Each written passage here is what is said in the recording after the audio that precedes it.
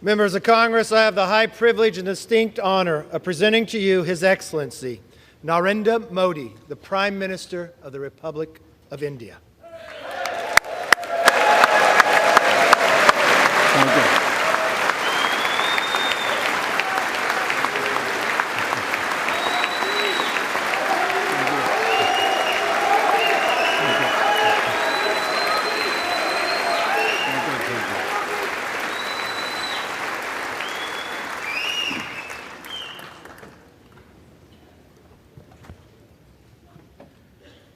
Mr. Speaker,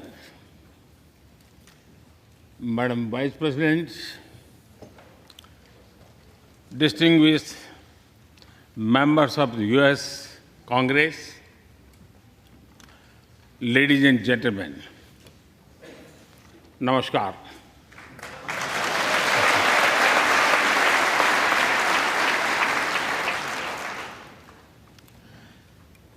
It is always a great honor to address the United States Congress.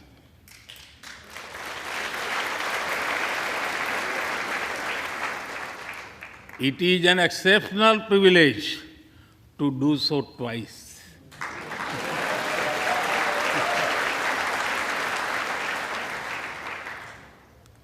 For this honor, I extend my deepest gratitude on behalf of the 1.4 billion people of India.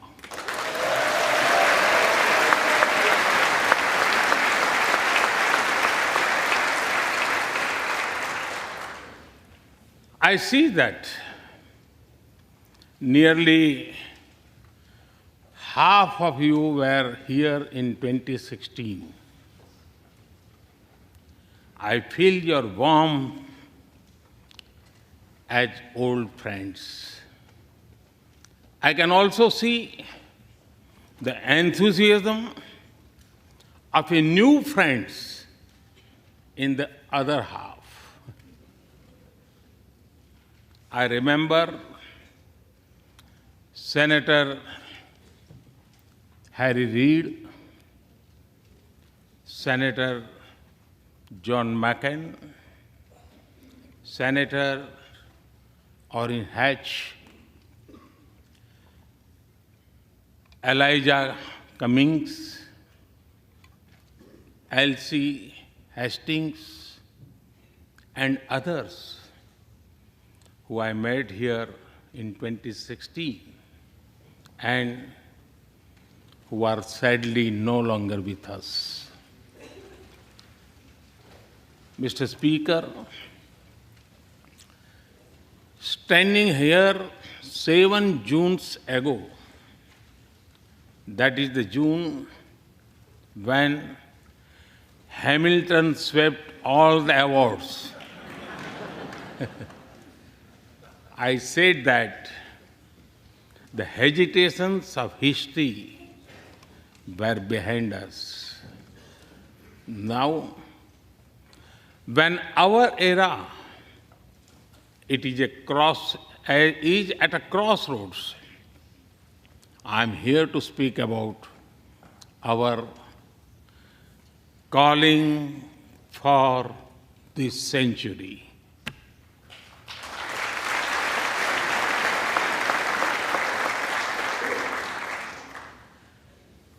Through the long and widening road that we have traveled, we have made the test of friendship. A lot has changed since I came here 7 summers ago. But a lot has remained the same, like our commitment to deepen the friendship between India and the United States.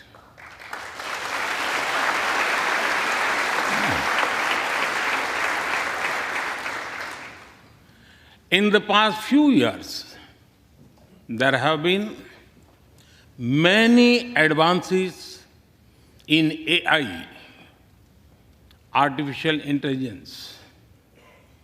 At the same time, there have been even more momentous development in another AI, America and India.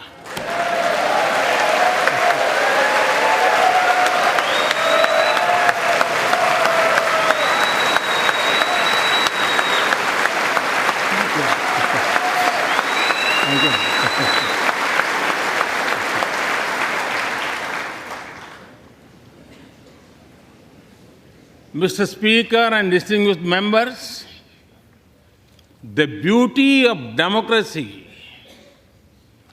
is the constant connect with the people, to listen to them and feel their pulse. And I know this takes a lot of time, energy, effort, and travel. It is a Thursday afternoon, a fly-out day for some of you. So I am grateful for your time.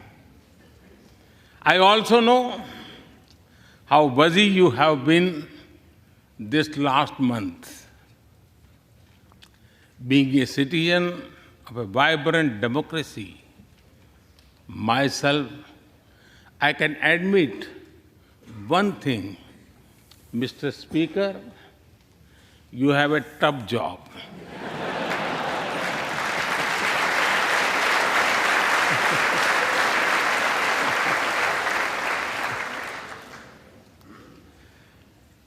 I can relate to the battles of patience, persuasion, and policy. I can understand the debate of ideas and ideology. But I am delighted to see you come together today to celebrate the bond between world's two great democracies, India and the United States. Thank you.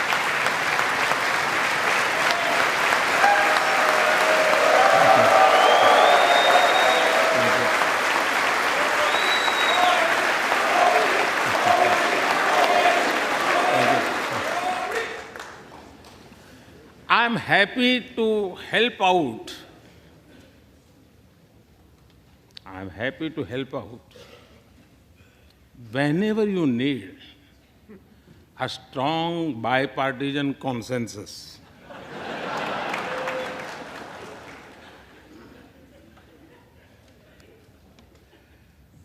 There will be and there must be a contest of ideas at home. But we must also come together as one when we speak for our nation.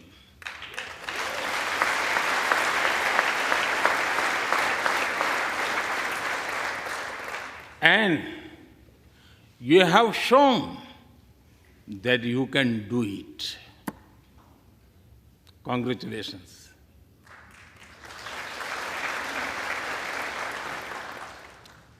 Mr. Speaker, the foundation of America was inspired by the vision of a nation of equal people. Throughout your history, you embraced people from around the world, and you have made them equal partners in the American dream.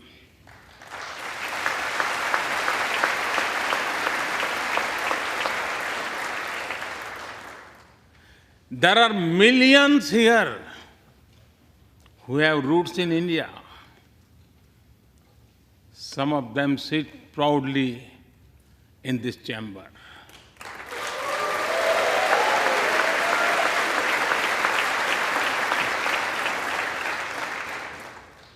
And there is one behind me who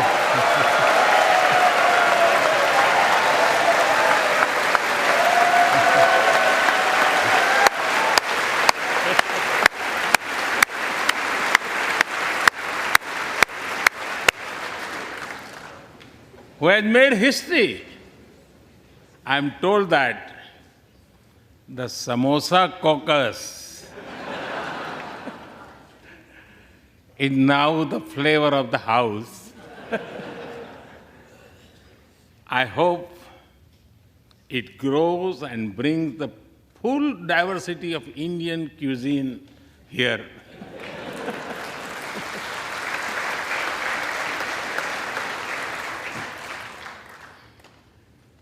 Over 2 centuries, we have inspired each other through the lives of great Americans and Indians. We pay tribute to Mahatma Gandhi and Martin Luther King Jr.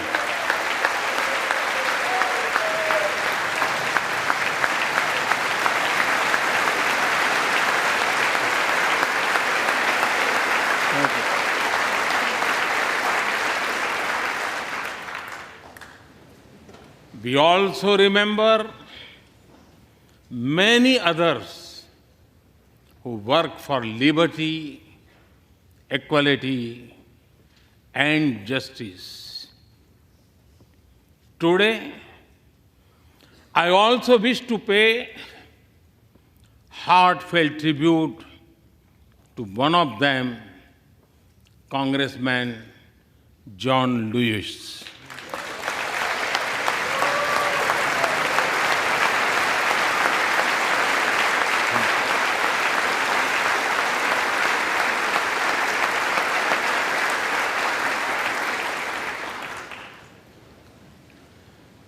Mr. Speaker, democracy is one of our sacred and shared values. It has evolved over a long time and taken various forms of systems. Throughout history, however, one thing has been clear. Democracy is the spirit that supports equality and dignity.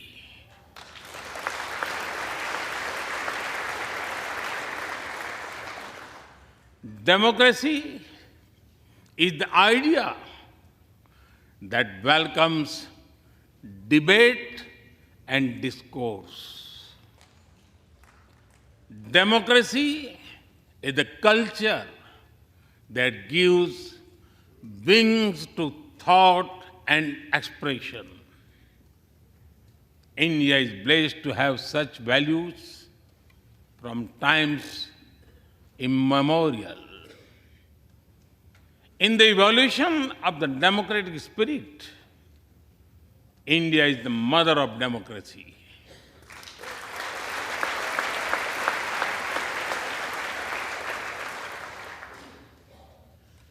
Millennia ago, our oldest scripture said, Ekam Sat Vipra Bahudha Vadanti. It means that truth is one, but the wise express it in a different ways. Now, the U.S. is the oldest and India the largest democracy. Our partnership augurs well for the future of democracy.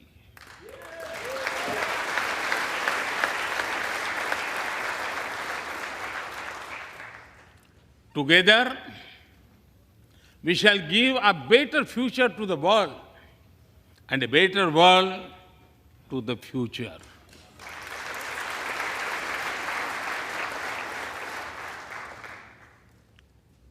Mr. Speaker, last year, India celebrated 75 years of its independence. Every milestone is important, but this one was a special.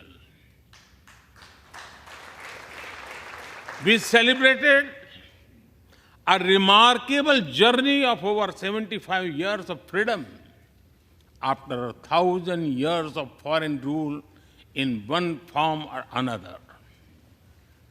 This was not just a celebration of democracy, but also of diversity. Not just of constitution, but also of its spirit of a social empowerment. Not just of our competitiveness and cooperative federalism, but also of our essential unity and integrity.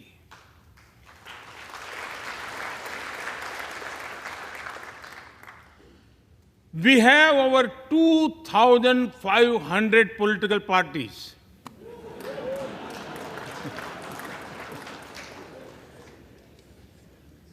Yes, you heard that right. 2,500. About 20 different parties govern various states of India.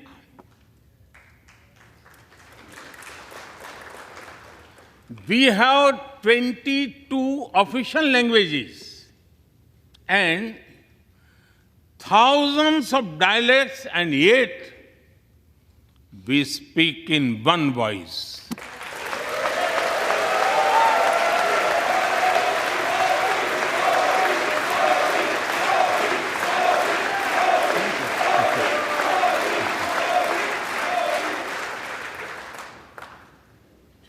Every 100 miles, our cuisine changes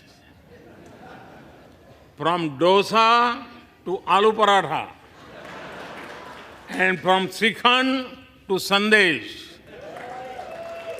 We enjoy all of this. We are home to all faiths in the world, and we celebrate all of them.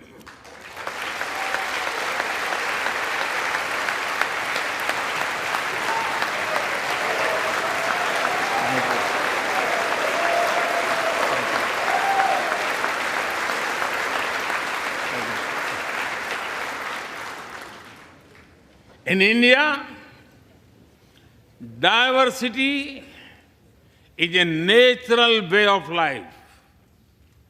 Today, the world wants to know more and more about India. I see that. Curiosity in this house too. We were honored to receive over 100 members of the U.S. Congress in India over the last decade.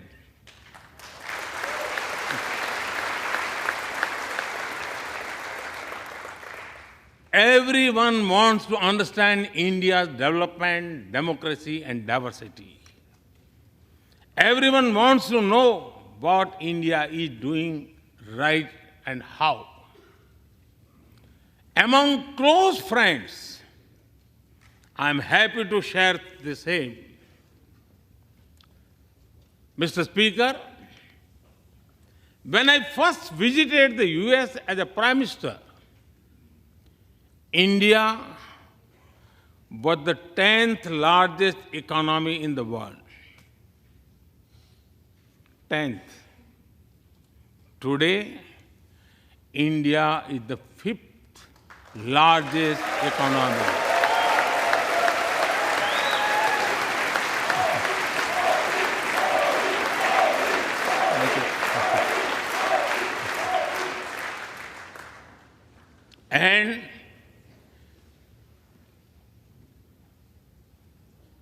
And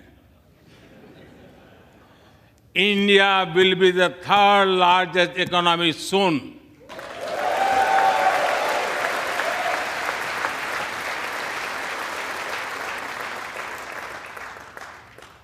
We are not only growing bigger, but we are also growing faster. When India grows, the whole world grows.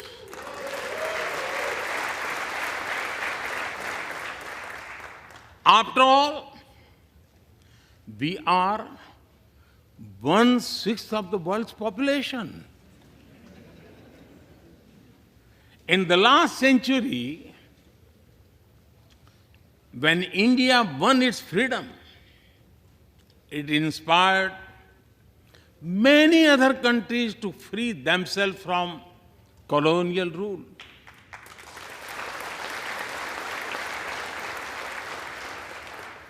In this century, when India sets benchmark in growth, it will inspire many other countries to do the same.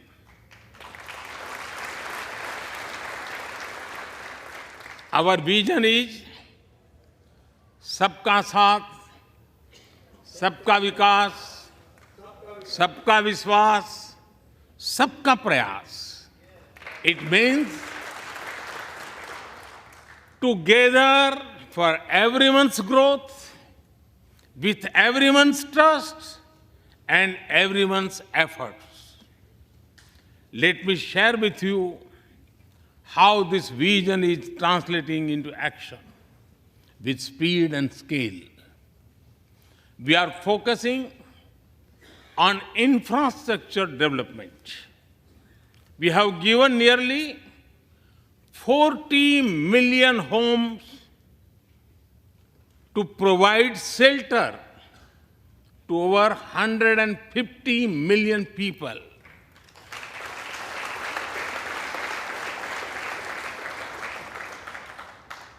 That is nearly 6 times the population of Australia.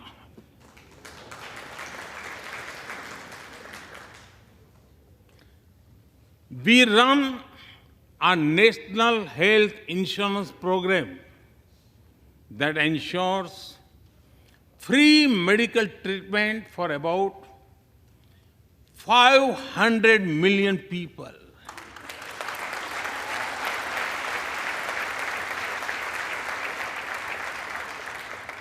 $500 million people, that is greater than the population of South America.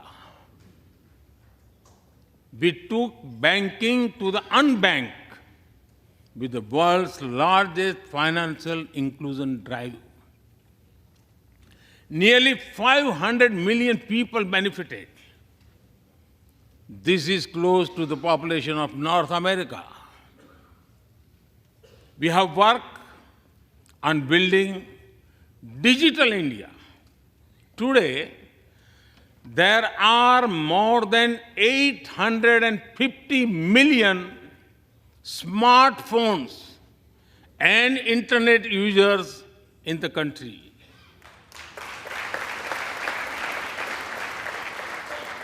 This is more than the population of Europe. We protected our people with 2.2 billion doses of made in India COVID vaccines.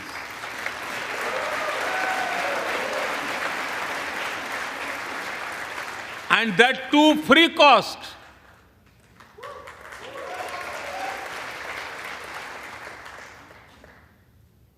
I may be running out of continent soon, so I will stop here. Distinguished members, the Vedas are one of the world's oldest scriptures. They are a great treasure of humanity composed thousands of years ago.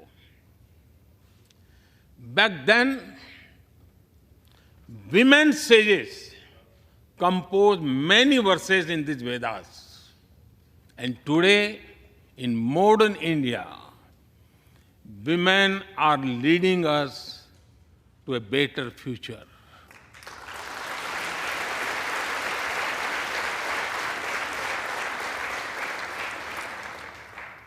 India's vision is not just of development which benefits women. It is of women-led development where women lead the journey of progress.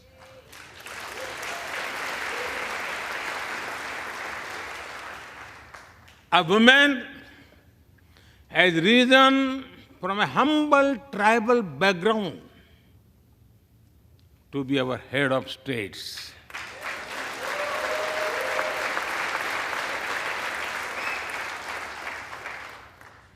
Nearly 1.5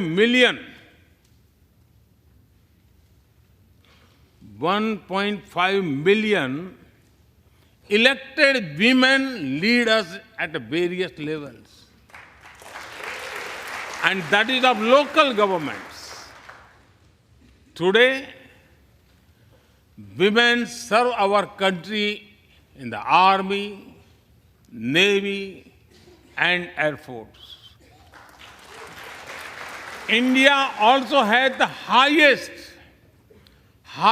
percentage of women airline pilots in the world.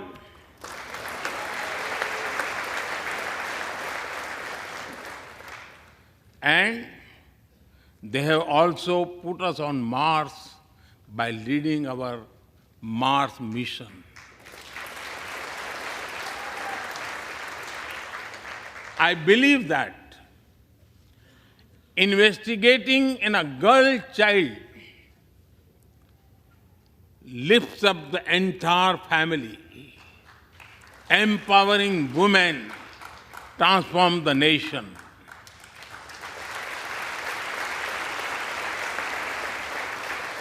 Mr. Speaker, India is an ancient nation with a youthful population. India is known for its traditions, but the younger generation is also making a hub of technology, be it creative reels on Insta or real-time payments. Coding or quantum computing, machine learning or mobile apps, fintech or data science, the youth of India are a great example of how a society can embrace latest technology. In India, technology is not about innovation, but also about inclusion. Today, digital performance are empowering the rights and dignity of people while protecting privacy. In the last 9 years, over 1 billion people got a unique digital biometric identity connected with their bank accounts and mobile phones. This digital public infrastructure helps us reach citizens within seconds with financial assistance. 850 million people receive direct benefit financial transfers into their accounts. 3 times a year, over 100 million farmers receive assistance in their bank accounts at the click of a button. The value of such transfer has crossed $320 billion. And we have saved over $25 billion in the process. If you visit India, you will see everyone is using phones for payments, including street vendors. Last year, out of every 100 real-time digital payments in the world,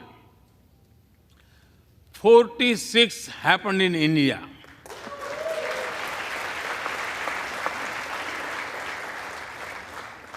nearly 400,000 miles of optical fiber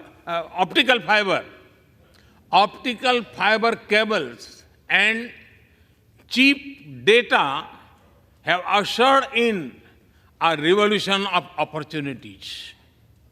Farmers check weather updates, the elderly get social security payments, students access scholarships, doctors deliver telemedicine, fishermen check fishing grounds, and small businesses get loans with just a tap on their phones. Mr. Speaker, a spirit of democracy, inclusion, and sustainability defines us. It also shapes our outlook to the world. India grows while being responsible about our planet. We believe, Mata Bhumihi Putro Aham Prithviya. This means the earth is our mother and we are her children. Indian culture deeply respects the environment and our planet.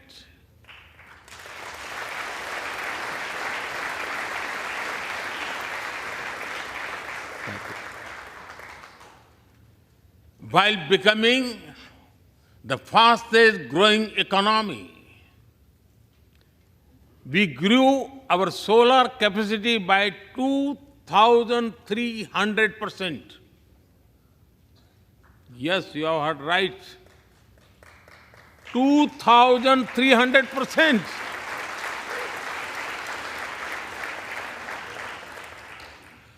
We became the only G20 country to meet its Paris commitment.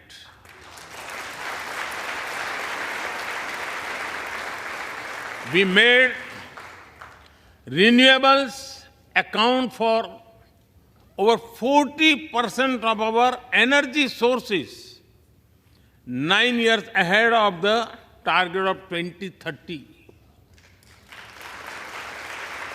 But we did not stop there. At the Glasgow summit, I proposed Mission Life, lifestyle for environment. This is a way to make sustainability a true people's movement. To live it, to be the job of governments alone. By being mindful in making choices, every individual can make a positive impact. Making sustainability a mass movement, we help the world reach the net zero target faster. Our vision is pro-planet progress. Our vision is pro-planet prosperity. Our vision is pro-planet people.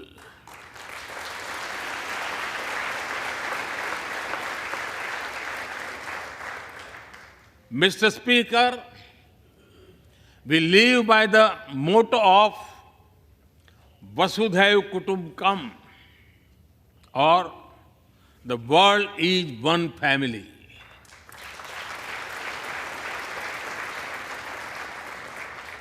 Our engagement with the world is for everyone's benefit. The one sun, one world, one grid seek to join us. All is connecting the world with clean energy.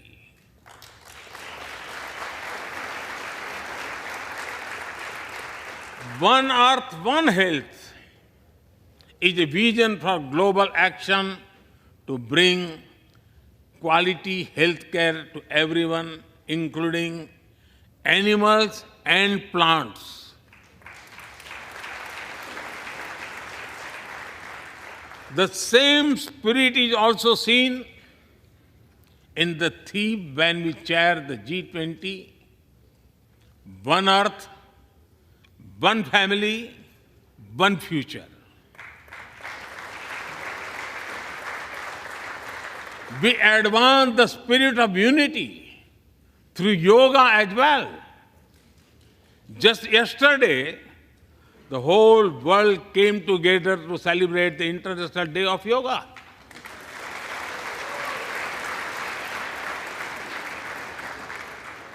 Just last week, all nations joined our proposal at the UN to build a memorial wall to honor the peacekeepers.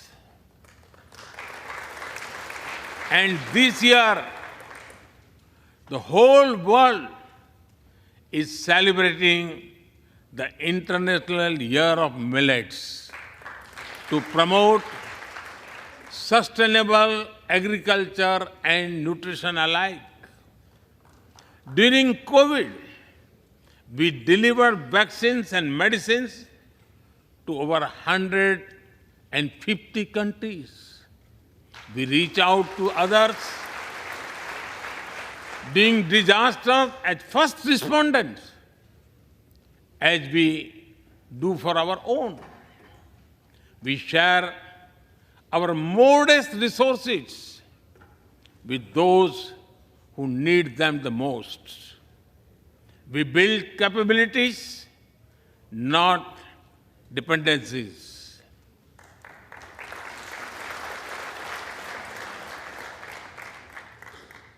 Mr. Speaker, when I speak about India's approach to the world, the United States occupy a special place.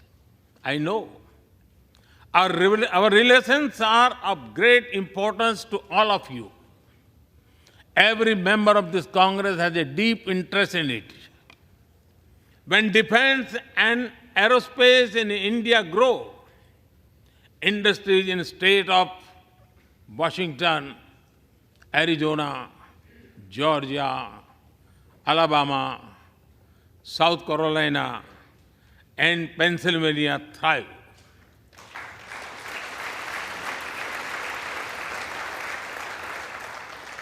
When American companies grow their research and development centers in India thrive. When Indians fly more, a single order for aircrafts creates more than 1 million jobs in 44 states in America.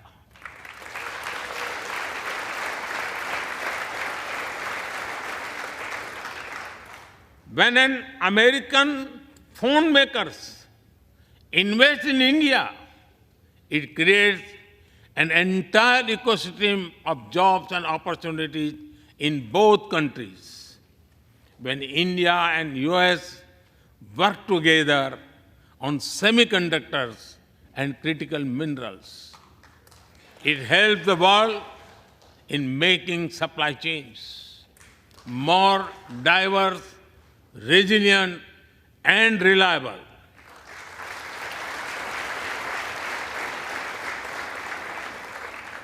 Indeed, Mr. Speaker, we were strangers in defense cooperation at the turn of the century. Now, the United States has become one of our most important defense partners.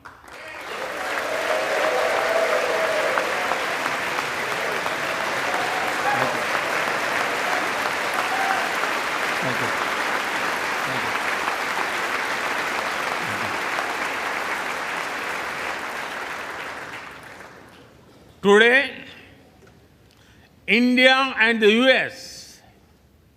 are working together in space and in the seas, in science and in semiconductors, in startups and sustainability, in tech and in trade, in farming and in finance, in art and artificial intelligence, in energy and education, in healthcare and humanitarian efforts. I can go on and go on, but to sum up it, I would say the scope of our cooperation is endless. The potential of our synergies is limitless. And the chemistry in our relations is effortless.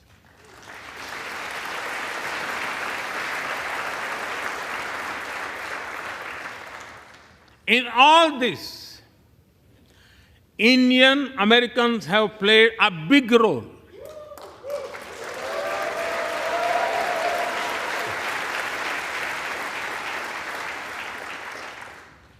They are brilliant in every field, not just in spelling bee.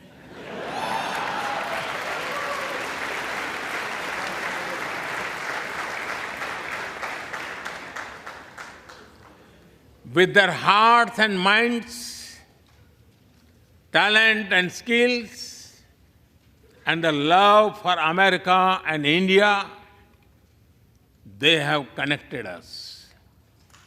They have unlocked doors. They have shown the potential of our partnership. Mr. Speaker, distinguished members, every Indian Prime Minister and American President of the past has taken our relationship further.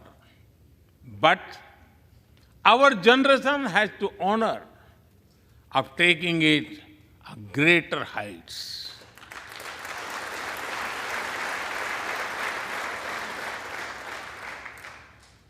I agree with President Biden that this is a defining partnership of this country,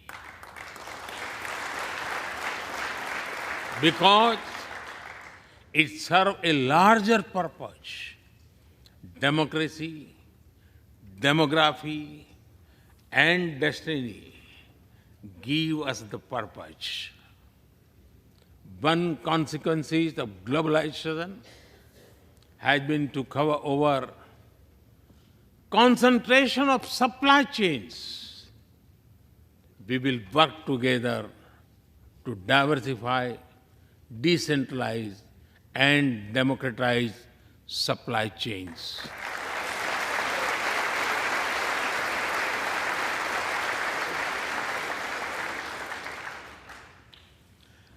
Technology will determine the security, prosperity, and leadership in the 21st century. That is why our two countries established a new initiative for critical and emerging technologies. Our knowledge partnership will serve humanity and seek solutions to the global challenges of climate change, hunger, and health. Mr. Speaker and distinguished members, the last few years have seen deeply disruptive developments. With the Ukraine conflict, war has returned to Europe. It is causing great pain in the region. Since it involves major powers, the outcomes are severe. Countries of the global south have been particularly affected. The global order is based on the respect for the principle of the UN Charter, peaceful resolution of disputes, and respect for sovereignty and territorial integrity.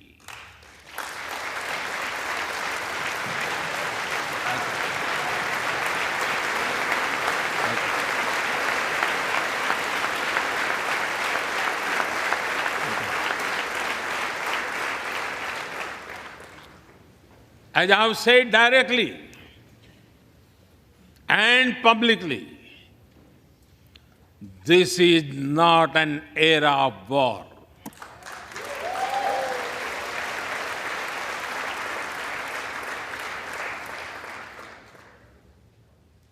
But it is one of dialogue and diplomacy. And we all must do what we can to stop the bloodshed and human suffering.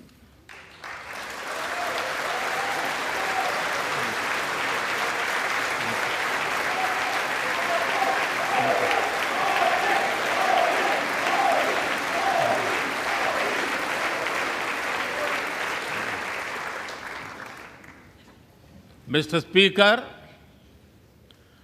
the dark clouds of coercion and confrontation are casting their shadow in the Indo-Pacific. The stability of the region has become one of the central concerns of our partnership. We share a vision of a free, open, and inclusive Indo-Pacific.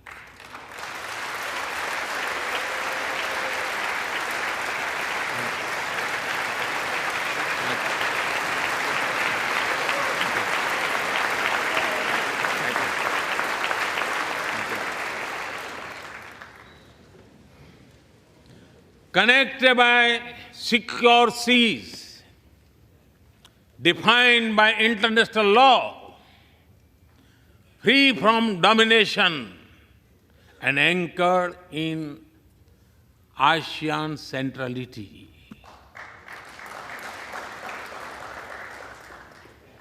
A region where all nations, small and large, are free and fearless in their choices, where progress is not suffocated by an impossible burdens of debt.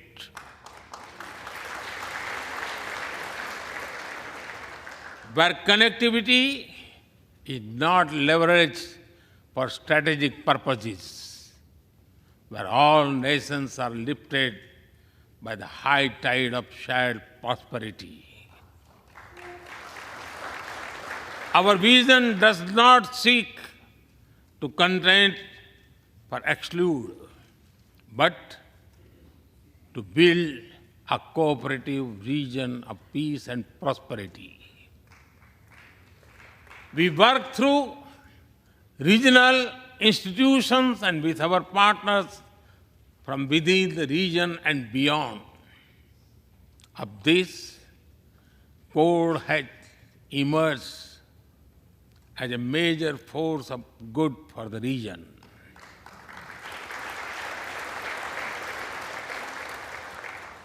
Mr. Speaker, more than 2 decades after 9/11 and more than a decade after 26/11 in Mumbai, radicalism and terrorism still remain a pressing danger for the whole world.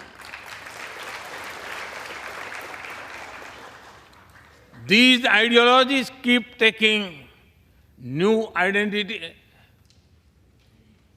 and forms, but their intentions are the same. Terrorism is an enemy of humanity, and there can be no ifs and buts in dealing with it.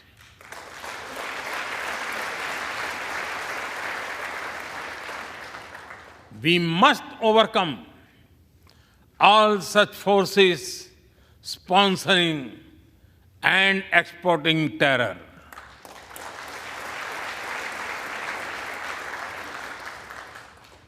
Mr. Speaker,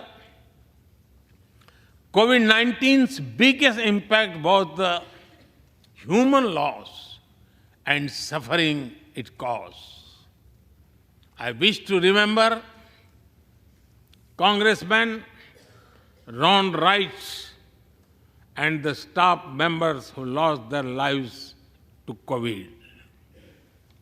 As we emerge out of the pandemic, we must give shape to a new world order. Consideration, care, and concern are the need of the hour. Giving a voice to the global south is the way forward. That is why I firmly believe that the African Union be given full membership of G20.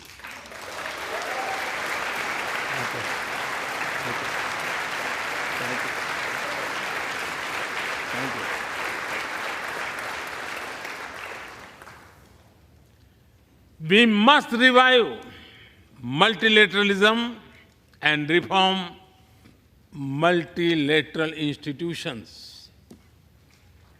With better resources and representation that applies to all our global institutions of governance, especially the United Nations. When the world has changed, our institutions too must change, or risk getting replaced by a world of rivalries without rules. In working for a new world order based on international law, our two countries will be at the forefront as partners.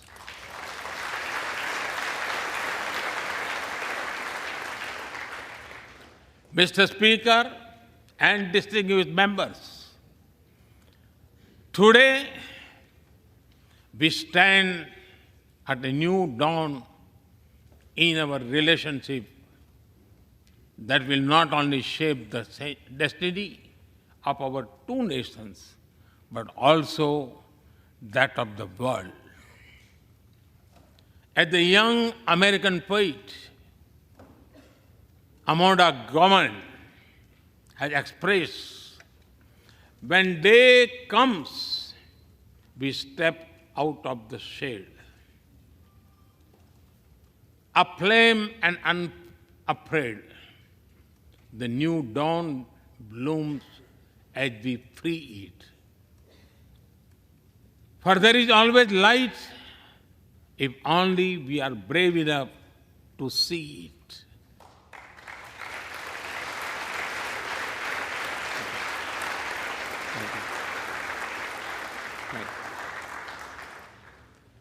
Our trusted partnership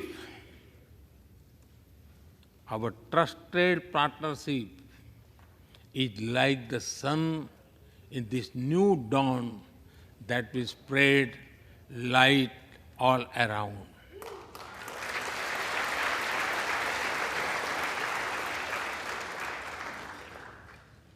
I am reminded of a poem that I once wrote. आसमान में सिर उठाकर घने बादलों को चीर कर रोशनी का संकल्प ले, अभी तो सूरज उगा है।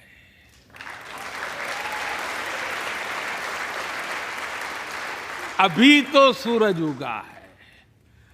दृढ़ निश्चय के साथ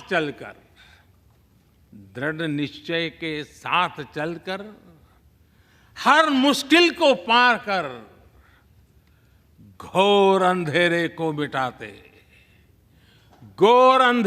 मिटाने अभी तो सूरज उगा है।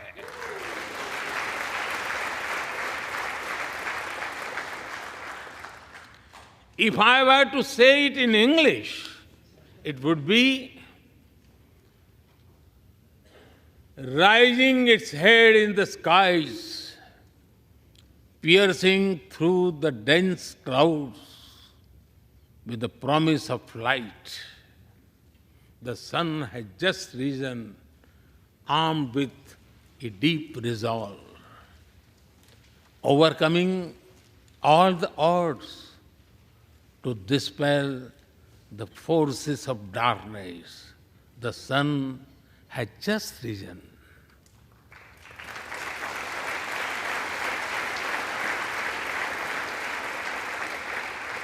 Mr. Speaker and distinguished members, we come from different circumstances and history, but we are united by a common vision and by a common destiny. When our partnership progresses, economic resilience increases, innovation grows, science flourishes, knowledge advances, humanity benefits, our seas and skies are safer, democracy will shine brighter, and the world will be a better place. That is the mission of our partnership. That is our calling for this century. Mr. Speaker and distinguished members, even by the high standards of our partnership, this visit is one of the great positive transformations. Together, we shall demonstrate that democracies matter and democracies deliver.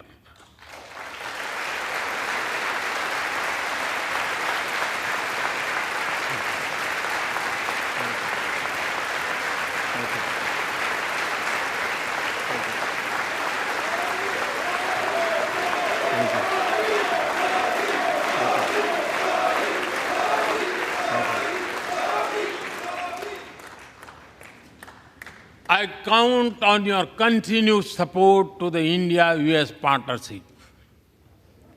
When I was here in 2016, I said that our relationship is primed for a momentous future. That future is today.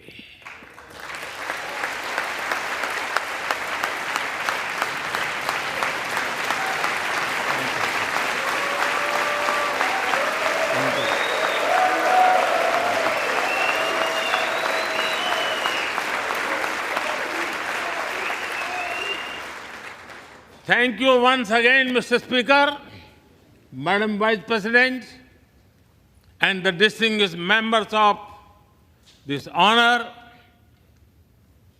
God bless America. Jai Hind. Long live India-US friendship. Thank you.